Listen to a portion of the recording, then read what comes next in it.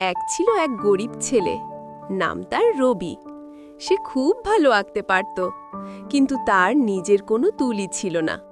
তবুও সে মাটিতে কাঠি দিয়ে ছবি আঁকত সারাদিন।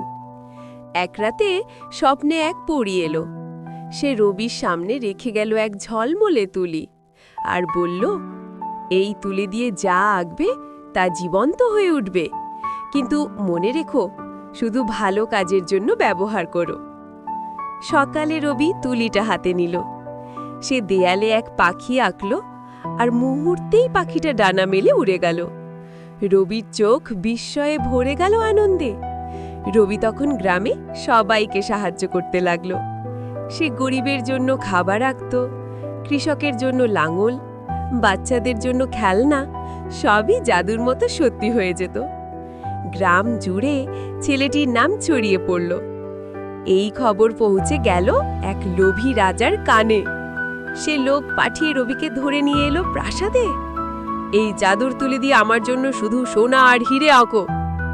রাজা মশাই, জাদু দিয়ে লোভ পূরণ করলে বিপদ ডেকে আসে। কিন্তু রাজা শোনেনি।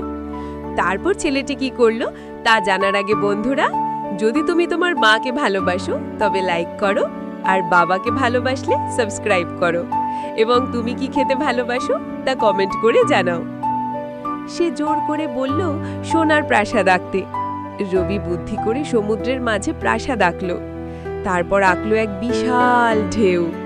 ঢেউ উঠে গেল, প্রাসাদ ভেসে গেল, রাজাও হারিয়ে গেল সমুদ্রের গভীরে।